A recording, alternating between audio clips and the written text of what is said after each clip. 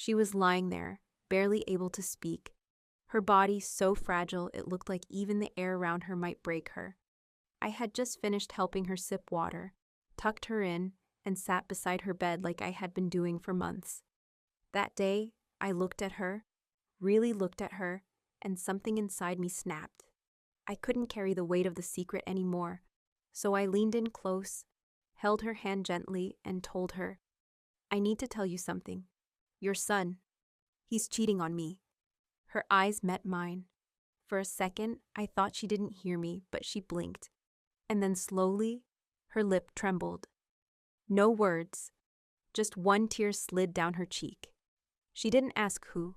She didn't say a thing. And that silence, it said everything. She knew her son. Somewhere deep inside, maybe she wasn't even surprised. But I was. I was surprised by how free I felt. For months, I had been doing everything for that woman.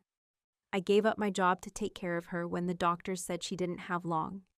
I bathed her, fed her, changed her clothes, gave her medication, and sat by her bedside for hours when she was in pain. I cried with her when she thought she couldn't make it through the night. I treated her like my own mother, while her real child, my husband, was too busy falling into the arms of someone else. I didn't even know at first. I thought he was just overwhelmed. His mother was dying after all. He was coming home late, acting distant, always on edge. I chalked it up to grief. I even comforted him some nights when I was the one who needed comforting. But slowly, the signs started to show. He started hiding his phone, stepping outside to take calls, texting with his screen tilted away from me. I asked him about it, and he made me feel stupid. "You're tired," he said. "You're imagining things. You're being dramatic." I wanted to believe him. I did.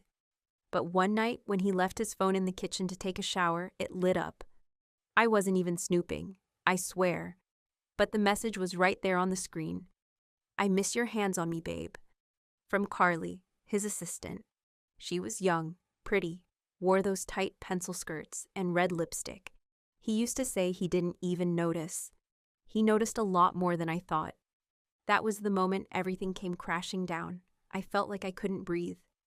I stood there in the kitchen, surrounded by the quiet hum of the refrigerator and the smell of her medication still clinging to my clothes. I was so angry, but not just at him. I was angry at myself, for giving so much, for sacrificing my time, my energy, my heart, while he was busy making someone else feel special. So I made a decision. I wasn't going to keep this secret. Not for him, not anymore. His mother deserved the truth. She deserved to know what kind of man she raised. And I needed to say it, not to hurt her, but because I had been silent for too long. When I told her, I expected a reaction. Anger, denial, maybe even blame. But she just stared at me, like she'd been waiting for this moment too. That one tear was all it took to tell me that she understood everything. I didn't feel guilty, not for a second. I felt like I could finally breathe. Because after everything I gave to that man, he left me for someone younger, while I was taking care of the person he claimed to love the most. And I won't lie, telling her the truth before she leaves this world. That was my closure. That was my justice. When his mom was diagnosed with stage 4 cancer, everything changed. It felt like the ground beneath us cracked open. The doctors said she didn't have long. They gave her a few months at most, and it was clear she'd need full-time care. She could barely move on her own. Just sitting up in bed took all her energy. She was in pain constantly. Every small task, eating, going to the bathroom, brushing her hair, needed help. And without even thinking twice, I stepped in. I quit my job to be with her full-time. No hesitation, no complaints. I just did it because I loved her like family. She had always been kind to me, and I felt like it was the right thing to do. I told myself, this is what family does. I handled everything, gave her meds, massaged her legs when they cramped up, changed her clothes, helped her eat when she was too weak to hold a spoon.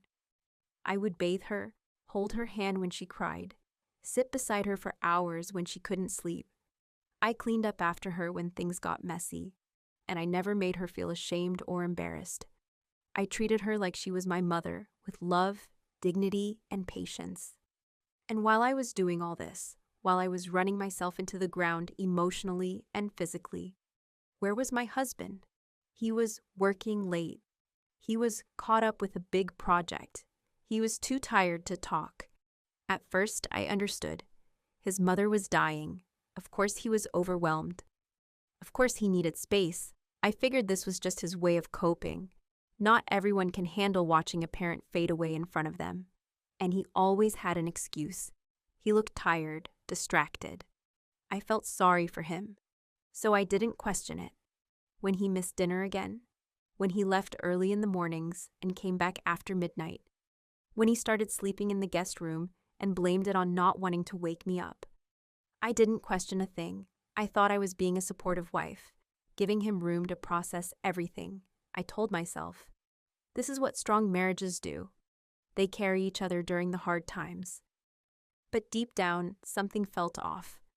He stopped asking how I was doing. I was the one up all night with his mom, but he acted like he was the one exhausted. We stopped talking. Even when we were in the same room, it felt like we were miles apart. Still, I pushed those thoughts away. I thought it was just stress. I told myself not to make a big deal out of nothing. I had no idea that while I was spoon-feeding his mother and changing her bedsheets, he was texting another woman. I had no clue that while I was wiping tears off her face, he was out smiling with someone else. I never saw it coming, because I was too busy doing his job, being there for the woman who gave him life. I should have seen it. The signs were there, loud and clear, but I kept making excuses for him. Maybe because I didn't want to face the truth. Or maybe because I was so emotionally drained from taking care of his dying mother that I didn't have the energy to fight one more battle.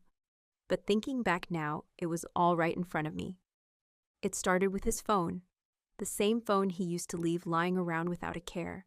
Suddenly, it became a part of him, like it was glued to his hand. If I walked into the room and he was on it, he'd flip the screen over like a reflex. If it buzzed, he'd snatch it up before I could even glance at it.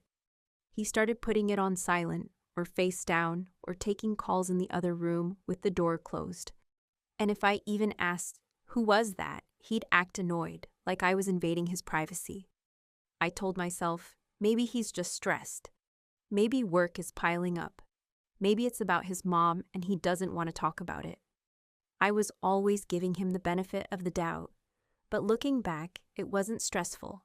It was a secret. Then there were the texts. One night, he messaged me saying, "Hey, just grabbing a bite with a coworker. Won't be long." That message hit me weird. It was already past 11 p.m. Who goes out for dinner that late with a coworker? Especially when your mom is dying at home and your wife is taking care of her around the clock. Still, I let it go. I didn't want to be that wife, the one who nags or accuses. I told myself I was being insecure, but the truth was, my gut was screaming, and I just wasn't listening.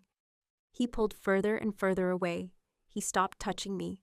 No hugs, no kisses. Not even a hand on my back when I was bent over cleaning up after his mother. You know how you start to notice the absence of small things, like how someone used to smile at you in passing or rub your shoulders while walking by? All of that disappeared. He became cold, like I was invisible. And it hurts. It hurt. But again, I made excuses. He's grieving, he's tired, he's not himself. I convinced myself it wasn't personal. And when I finally started asking questions, just little things like, "You've been distant lately," or "Is something going on?" he flipped it around on me. That's when the gaslighting started.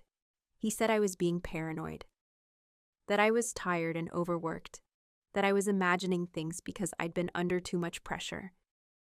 And you know what? I believed him. Because I was tired. I was under pressure. Taking care of a terminally ill person takes a toll on your mind and body. So I convinced myself that maybe I really was just losing it a bit. But I wasn't imagining a damn thing. He was cheating. While I was holding his mother's hand during her worst nights, he was probably holding someone else's waist in a dimly lit bar. I ignored all the signs because I wanted so badly to believe in him.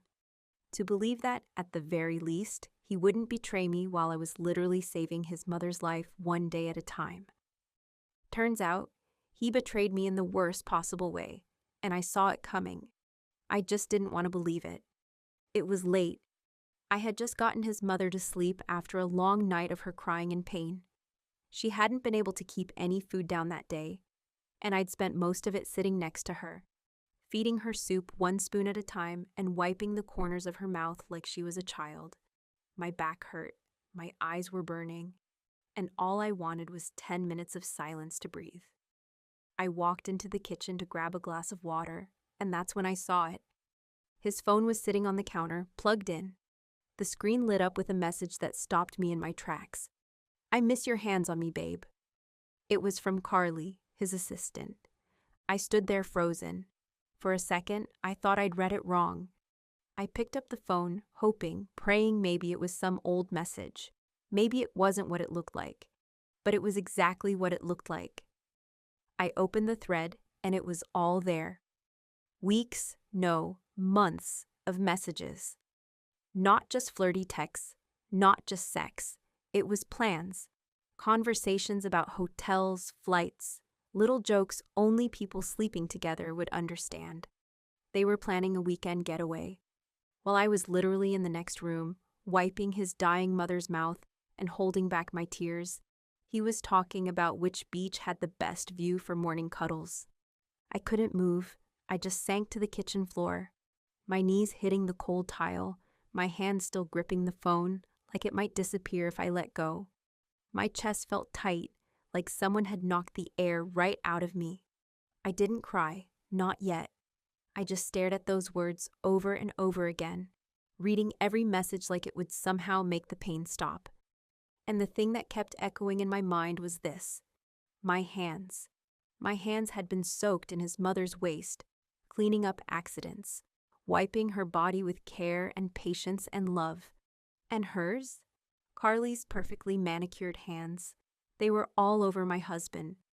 While I was doing the job he couldn't be bothered to do, he was out there living a second life with someone who didn't even know the smell of adult diapers or the sound of someone gasping for breath in their sleep. The betrayal wasn't just about sex. It was the fact that I had given up everything, my job, my time, my mental peace, to support his family, and in return, he gave someone else the affection and attention I had been begging for. That night, sitting on that cold floor with the truth burning in my hands, something inside me shifted. I realized I was alone in this marriage, and he wasn't just cheating on me. He was erasing me. After I read those messages, I didn't explode. I didn't scream. I didn't even confront him. Not right away. As much as I wanted to throw the phone at his face and ask him how he could do this to me while his mother was dying in the next room, I didn't. I wanted a plan. I needed to be smart. I had already been humiliated. I wasn't going to be blindsided again. So I started watching him. Closely. Every little detail. Every move. He'd leave the house saying he had an early client meeting or a long day at the office. But he'd come back looking way too fresh, like someone who had just taken a nice hot shower and maybe even sprayed on a little cologne. His shirt wouldn't be wrinkled. His face would be clean-shaven. And sometimes, I swear, I could smell perfume that wasn't mine. While I was in sweatpants, covered in his mother's medicine cream, and hadn't eaten a proper meal in days, he was out there looking like he just stepped out of a spa. I waited. I held it in. But one night, I couldn't anymore. I needed to hear it from his mouth. So I asked him, simple and quiet, "Do you love me?" He didn't even flinch, just sat there on the couch, stared at the wall like he was trying to solve a math problem, and said, "I don't know anymore." That was it. That was my confirmation. It hit me like a brick to the chest. He didn't lie. He didn't even try to pretend. He just shrugged and left the weight of that sentence hanging in the air like it was no big deal. After everything I'd done for him, for his mom, for our marriage, he didn't know. A week later, he packed a bag and left. No big goodbye, no real explanation, just a quiet, "I need some clarity. I need peace." Peace? I hadn't had a full night's sleep in 2 months. I hadn't had 5 minutes to myself without a nurse calling, or his mother crying, or the sound of the oxygen machine buzzing in the background. And now he wanted peace? He moved in with Carly, just like that, while I was still in his childhood home, taking care of his dying mother, washing the sheets, organizing the hospice visits, barely surviving day to day. He was starting his new peaceful life with the same woman he used to call just a coworker. The betrayal wasn't just about cheating. It was the complete abandonment. The way he walked away from everything, like it had never mattered. Like I never mattered. And the worst part? He left me behind to clean up the emotional and physical mess he helped create. But I wasn't done. Not yet. He might have left, but the truth? That was still mine to tell. She was having a good day, or at least what counted as a good day at that point. Her breathing was steady, her eyes were open, and she was lucid. That didn't happen much anymore. Most days she faded in and out, barely able to finish a sentence. But that day, she held my hand tightly, her skin cold and paper thin, and she looked right at me with those tired eyes and asked, "Where's my son?" That question stopped me cold. I could feel my throat tighten. I didn't know what to say. I hadn't heard her mention him in days, maybe even weeks. And now, out of nowhere, she wanted to know where he was. I just sat there for a second, staring at her, wondering if this was the moment. I'd kept it all inside for so long, out of respect, out of guilt, out of not wanting to break her heart. But something shifted in me right then. I was tired. I was tired of protecting people who didn't protect me. Tired of carrying the burden of his choices while he lived freely, without a single consequence. So I looked her in the eyes and said, "He left." She blinked, like maybe she didn't hear me right. So I kept going. "He's living with his assistant now, Carly. He's been cheating on me." Her lips parted just slightly, but no words came out. Her eyes didn't leave mine, though. They just filled slowly with tears, one after the other. She didn't cry. It wasn't dramatic. It was quiet. Just this slow, heavy sadness in her face, like something inside her finally gave way. I kept talking. I don't know what came over me, but I couldn't stop. "I've been here every day taking care of you, bathing you, feeding you, cleaning up after you, while he's been out there starting a new life with another woman. I didn't want you to die thinking he's a good man, because he's not. Not anymore." She still didn't speak, but she didn't need to. That look on her face said everything. She knew. Maybe not the full story, maybe not the details, but she knew her son wasn't the man he pretended to be. Mothers always know, even when they don't want to admit it, even when they protect their children to the very end. A single tear rolled down her cheek. I reached up and gently wiped it away, just like I'd done so many times before. But this one felt different. He wasn't there for her. He hadn't been for a while. And in that moment, it was like we both realized it together. That she hadn't just lost her health, she'd lost her son too. And I didn't feel guilty, not even a little bit. I felt like I had finally done something honest. After months of pretending, covering, lying by omission just to keep the peace, I finally told the truth. And it felt like a weight off my chest. I wasn't going to let her leave this world with a false image of the boy she raised. She deserved the truth, and I deserved to say it. So I sat there holding her hand, watching the tears in her eyes, and I didn't say sorry, because I wasn't. Not for that. It didn't take long for everything to unravel for him. Just weeks after his mother passed, I got a call that I couldn't believe. He'd been fired from his job. I honestly had to put the phone down and process the news before I could even respond.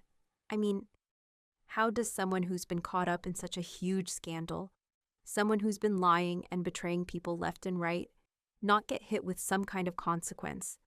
It wasn't like he was just fired for some small mistake. Oh no, It was the talk of the office. The gossip spread like wildfire. Word got out that he had been sleeping with one of his subordinates, Carly to be exact. The one he left me for.